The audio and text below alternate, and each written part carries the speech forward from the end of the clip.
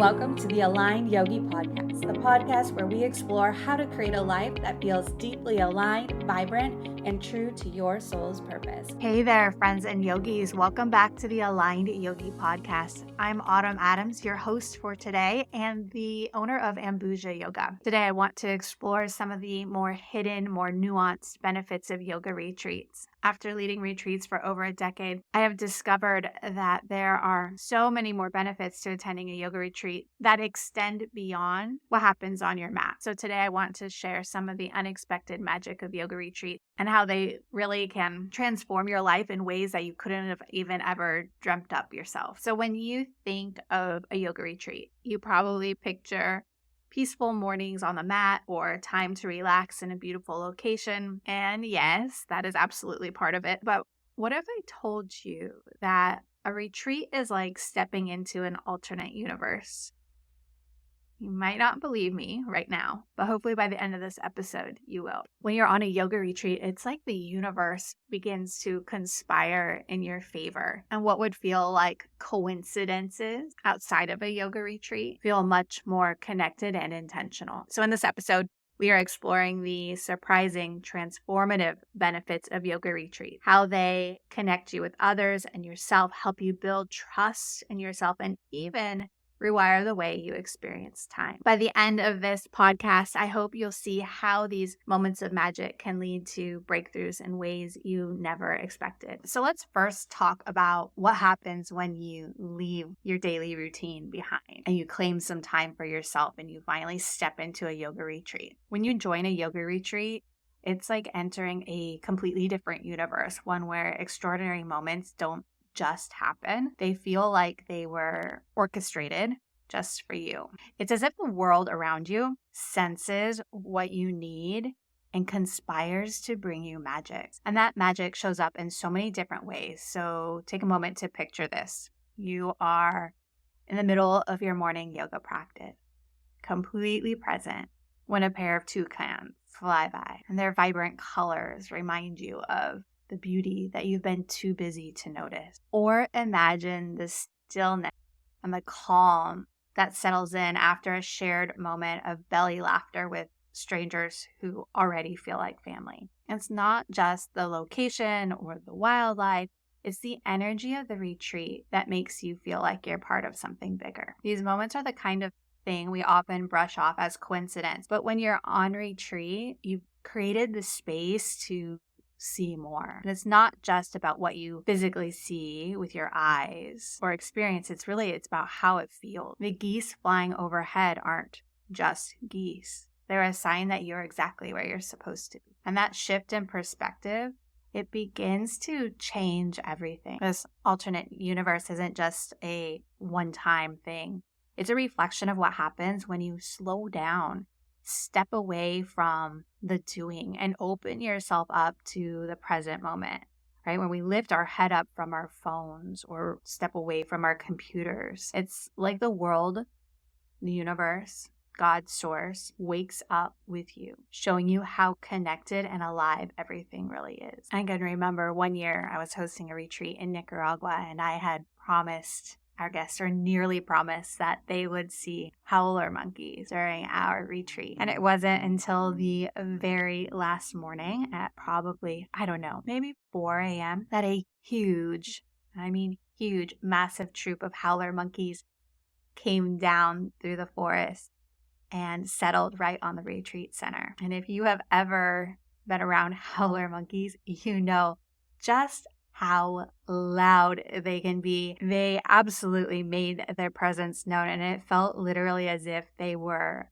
right on top of our cabin. There was no way that any of us could sleep through it. So instead, we all went up to the yoga platform, brewed coffee, hung out with the howler monkeys. And when the sun began to rise, we did our morning practice, and the howler monkeys stayed with us through that entire practice. It was absolutely incredible. It's moments like those that really open you up to the magic, to the awe, to the wonder that is going on around us all the time. I love how moments like these help us see that we are exactly where we are meant to be. There's that feeling that settles in when you realize you are where you're meant to be, what you're doing, what you're meant to be doing.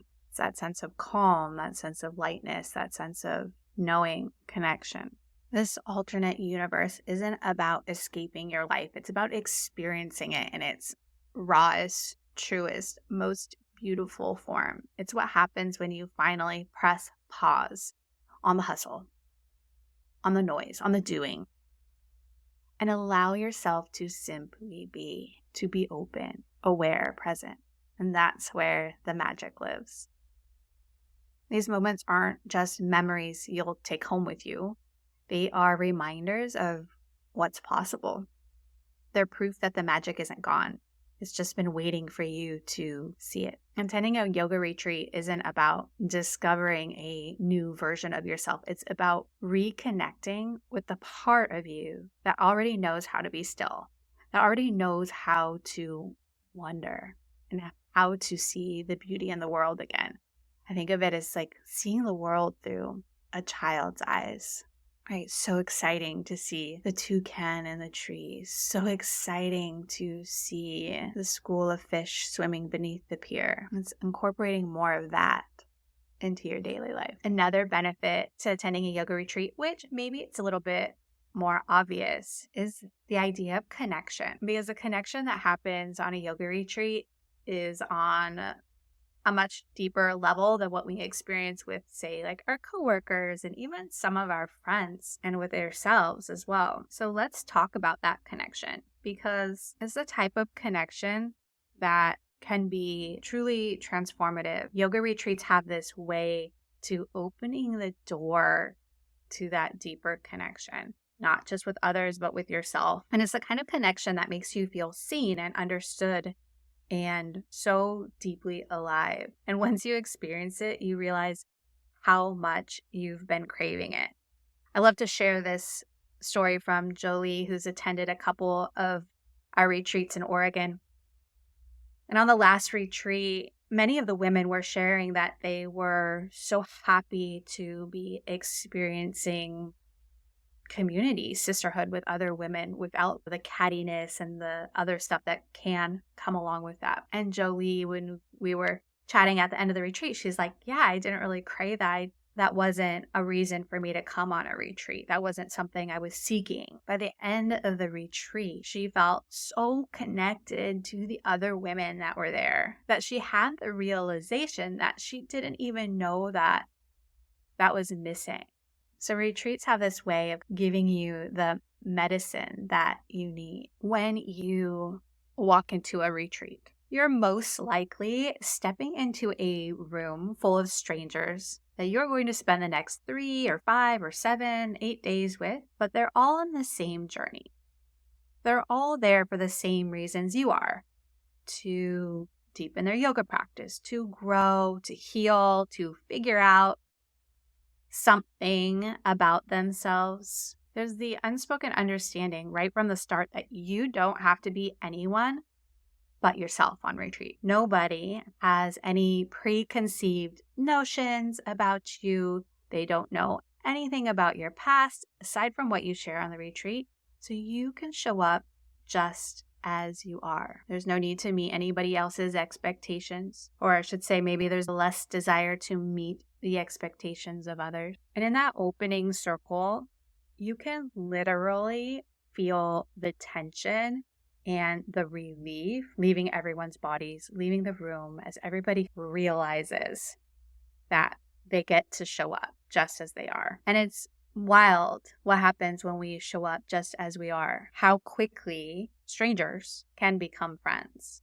One moment you're meeting for the first time and sharing your name and where you're from, and the next you're sharing the kind of vulnerable stories you don't even tell the people back home. There's something about the retreat space, the retreat container, that makes it feel safe and sacred. You're finally allowed to drop the mask and just be real, just be you.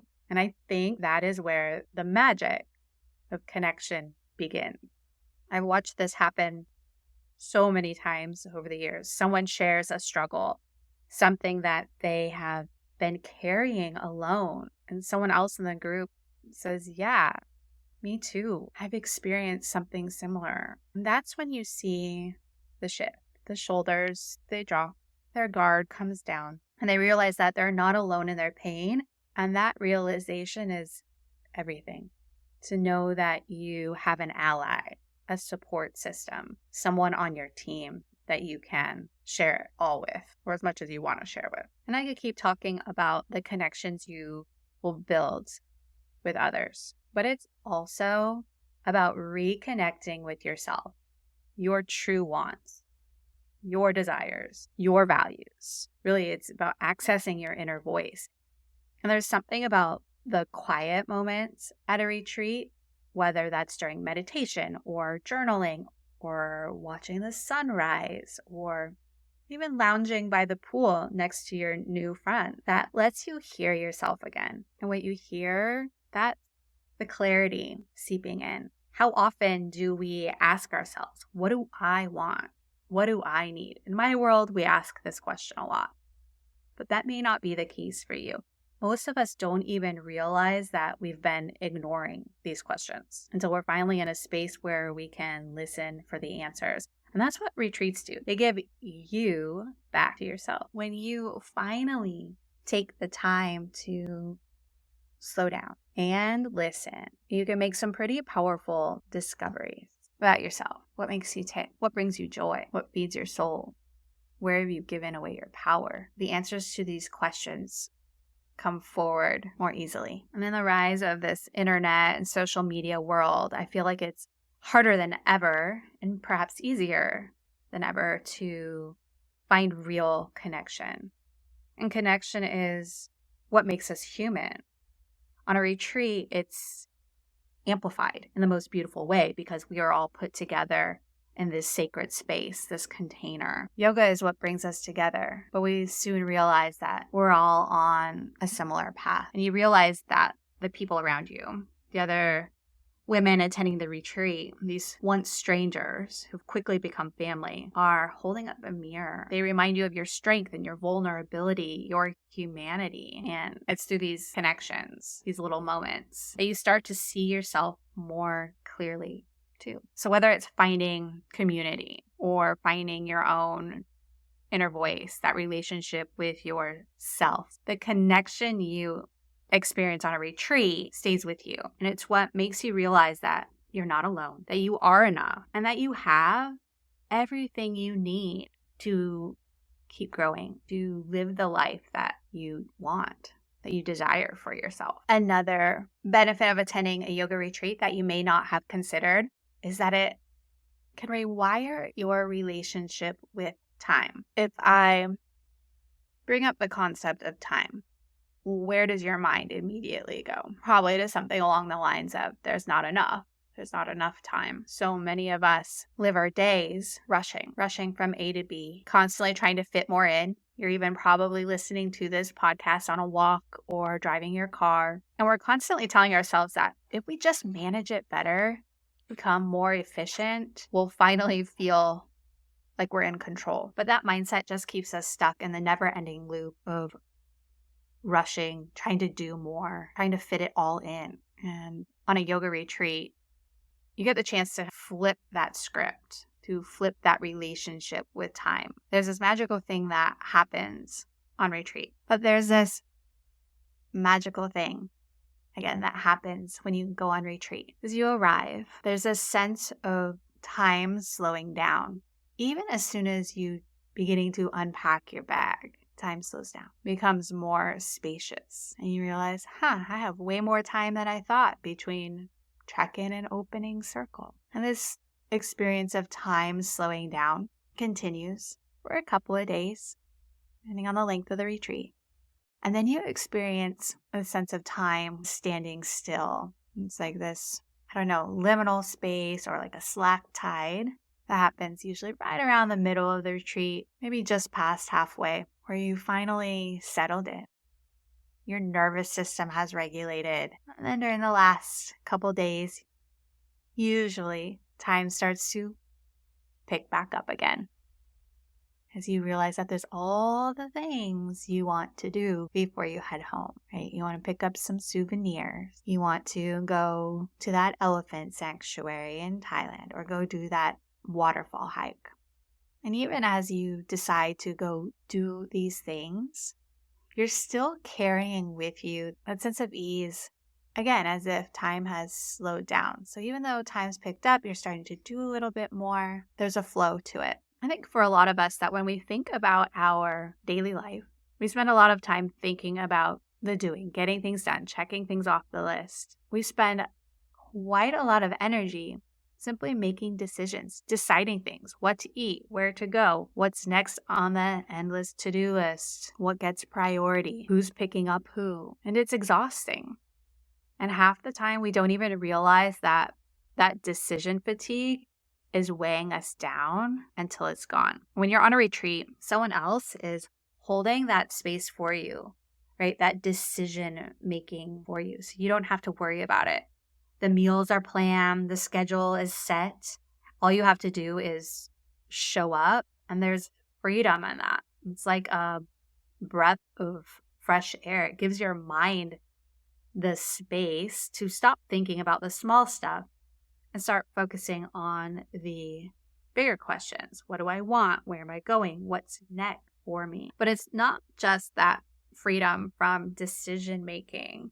It's the slower pace of the retreat itself. There's no rushing from one thing to the next. We're not like, hurry up, rush to yoga and rush to lunch. And there's no need to keep checking the clock. You just flow from one thing to the next. You enjoy your downtime. You flow through your day with intention, and you start to notice the things that you've been too busy to see, like the light filtering through the trees, or the sound of your steady breath, or the crunch of the path beneath your feet. I recently had a participant tell me that she didn't even realize how much she needed a retreat until she arrived and finally stopped rushing, stopped trying to fill her schedule. During the retreat, she shared that she has a tendency to fill her schedule from sunup to sundown.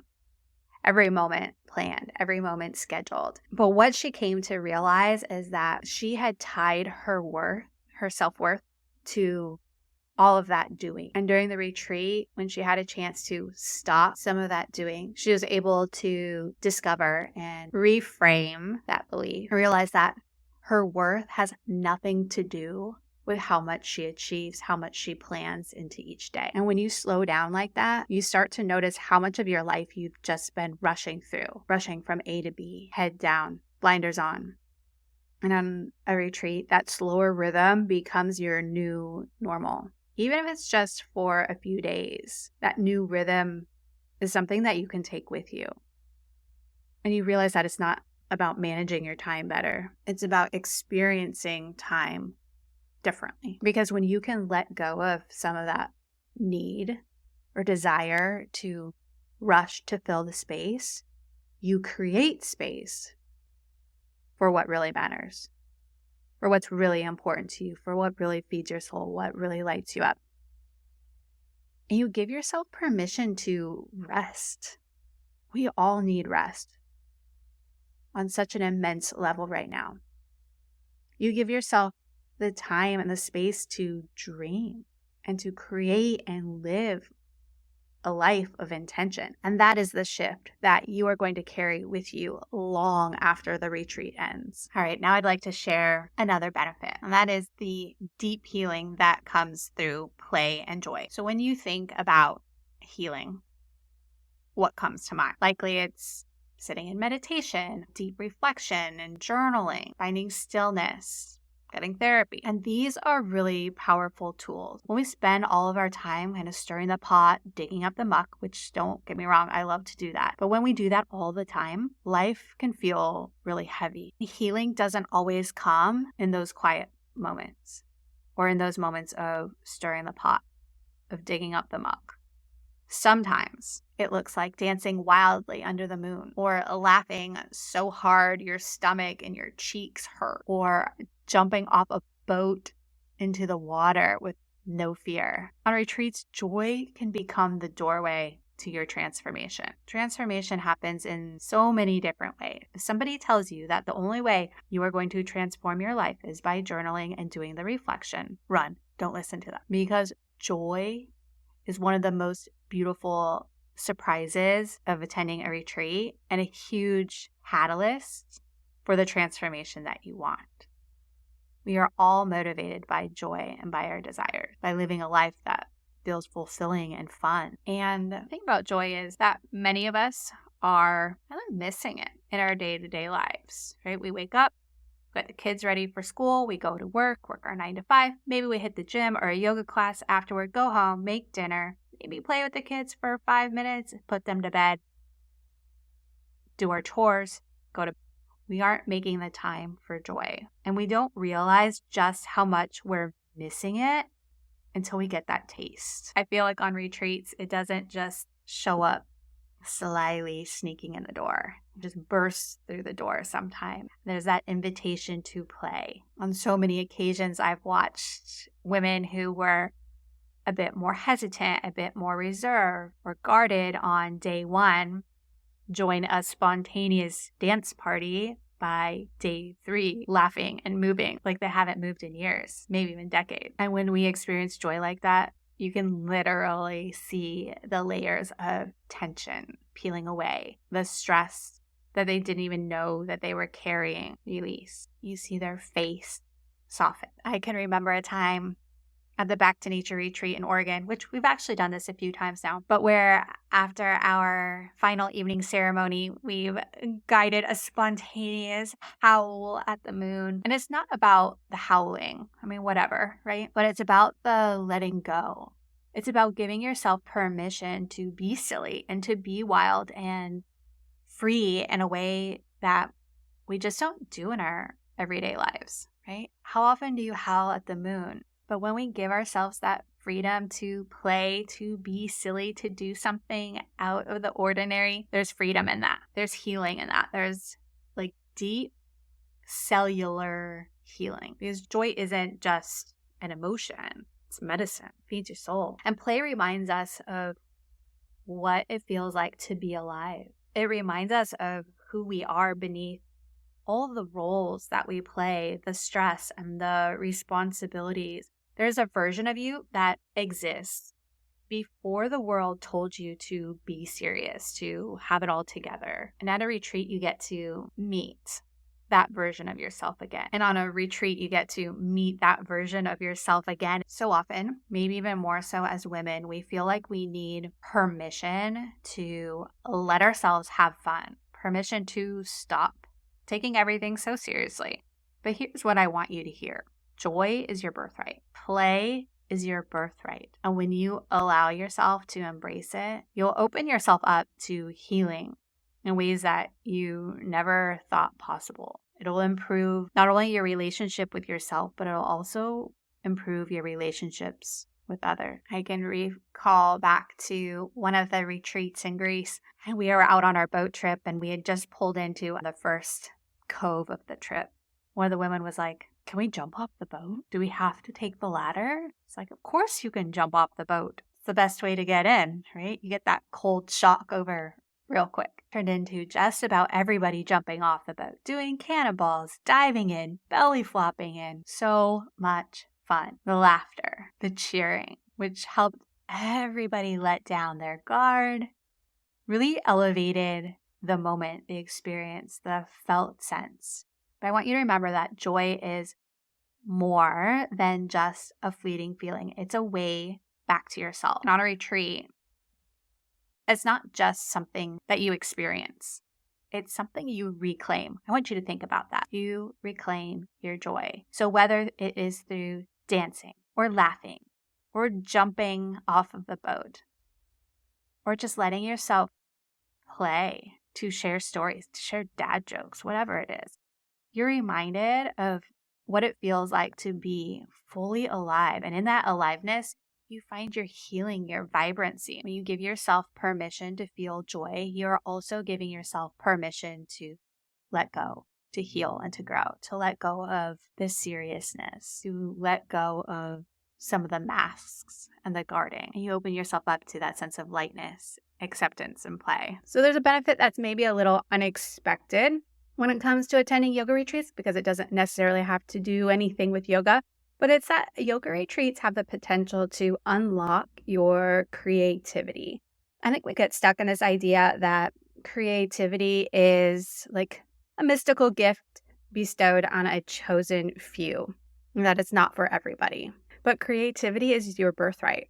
It is the wild and untamed energy that lives inside every single one of us, just waiting, always waiting to be invited out to play. Most of us have been taught to believe that we are not creative, right? I can't draw. I'm not artistic. I don't have rhythm. I don't have a musical bone in my body, or I don't have a creative bone in my body.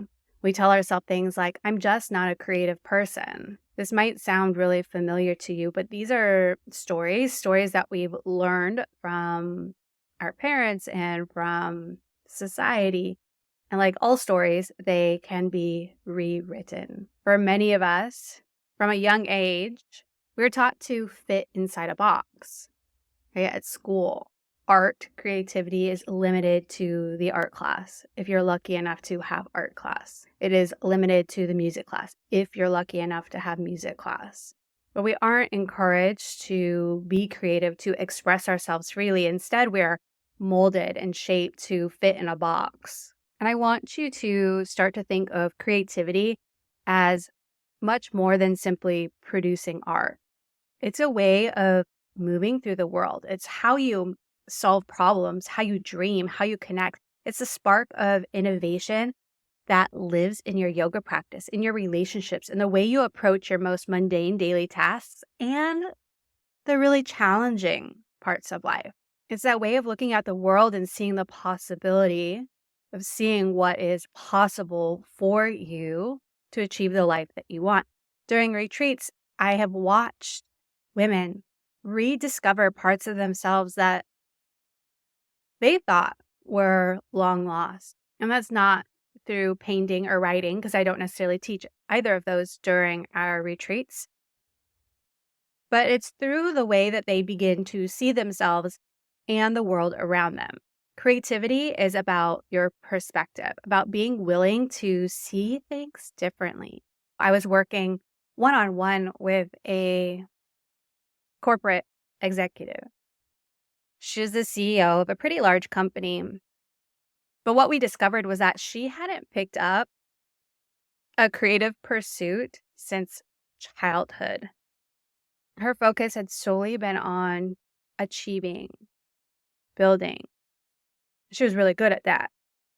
But it was during one of our sessions that something just cracked open within her.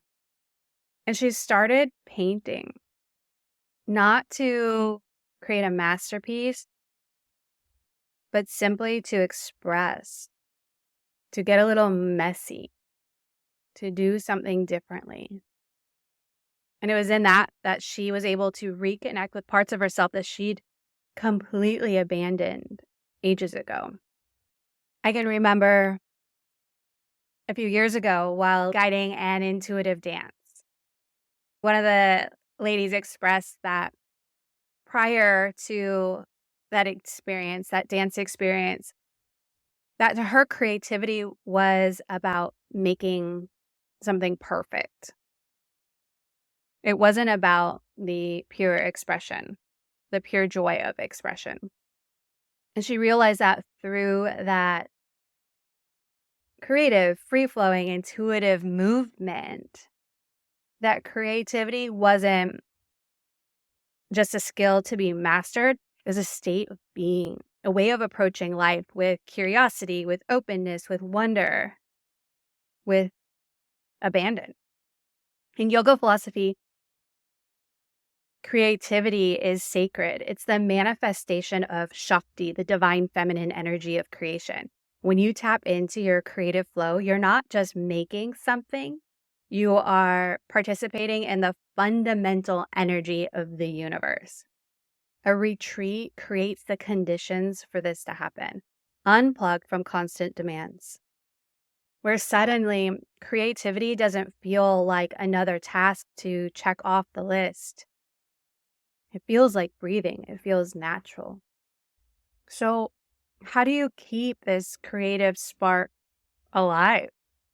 It's in the daily micro moments of presence. It's trying something new, even if you're going to be terrible at it. It's embracing imperfection as the birthplace of innovation. One of my teachers always says, imperfect action is perfect action, right? It's taking the action, it's moving, it's doing the thing. Listen to your whispers of curiosity. Flip your perspective. Treat creativity as a practice, not a performance. It's not something that you need to find. It's something you need to allow. Creativity is about believing in the wisdom that lives inside you. It's about saying yes to the unknown, yes to possibility, yes to yourself, and knowing that your creative expression is worthy of being out in the world. So how are you going to tap into your creativity this week? How are you going to bring it front and center? All right, friends, I think I'm going to share just one more hidden benefit of attending a yoga retreat. And this benefit, I think, is probably the most powerful benefit, the most important benefit of attending a yoga retreat. And that is cultivating self-trust. So I want to talk about self-trust, but not in the way you might expect. This isn't about perfection or never feeling scared. It's about something a bit more radical. And it's learning to trust yourself exactly as you are with all your beautiful, messy humanity. I'm sure, like many of you, when I first started my yoga journey, I was the queen of second guessing myself. Every decision felt like walking a tightrope without a safety net. I'd spend hours overthinking, paralyzed by the fear of making the wrong choice. This even came up with me creating this podcast. So if any of this sounds familiar, know that most of us are carrying around this invisible weight of self-doubt. And we don't even realize how heavy it's become. Yoga retreats aren't just about finding peace on your mat. They're about finding peace within yourself. They're about trusting yourself. So here's a truth that took me years to understand. And in some ways, I feel like I am still learning the lesson. But it's that self-trust is a practice. It's not a destination. It's built in every single moment, moment by moment, breath by breath, situation by situation. Every time you show up on your mat, when your mind is telling you 1,000 reasons why you can't, you're building that trust. Every time you breathe through a challenging pose, you're saying to yourself, I can handle this. And this is the same wisdom that we can carry off of our mat. A story that I hear just about every single retreat is that these women are completely disconnected from themselves. They've spent years living according to everyone else's expectations, their own desires buried so deep that they've completely forgotten that they existed. They haven't given them any time or breath or air. And almost always, by the end of the week, there's a little shift, sometimes a big shift. It's not about the yoga or the location. It's about creating a container where these women can hear their own voice again. And that's the magic of a retreat. It's not about escaping your life. It's about remembering who you are when the noise falls away, when you're not juggling 1,000 responsibilities, when you're not constantly performing or proving something. You get to just be. Self-trust isn't about guaranteeing perfect outcomes. None of us can do that. It's about knowing that no matter what happens, you have the resilience to navigate it. It's understanding that your worth isn't determined by your productivity or your ability to meet external expectations. In our yoga practice, we learn this constantly. Some days your balance is perfect. Some days you fall out of every single pose. Some days the mind is calm. Other days it's like it's had 26 cups of coffee. But the practice teaches us that neither defines you. What defines you is your willingness to keep showing up, to keep breathing, to keep witnessing yourself with compassion. A retreat creates this extraordinary opportunity, a pause button in a world that's always demanding you move faster, do more, be more. Here you learn that you are enough, precisely as you are. You are capable of making the decisions you need to live a life of fulfillment. Retreats have a way of stirring the pot. And another thing that tends to come up is fear of the unknown. Most people arrive on retreat with a cocktail of excitement, fear, anxiety, curiosity. It's a perfect starting point for transformation and the magic that happens on retreat. I think solo travel on any level, but especially on a retreat, is like a masterclass in self-trust. When you step out of your familiar environment, away from your support systems, your routine, your comfort zone, maybe the language you speak even, you're forced to rely on yourself in ways you never have before. It's not just about navigating a new location. It's about navigating your inner landscape and doing the bold thing.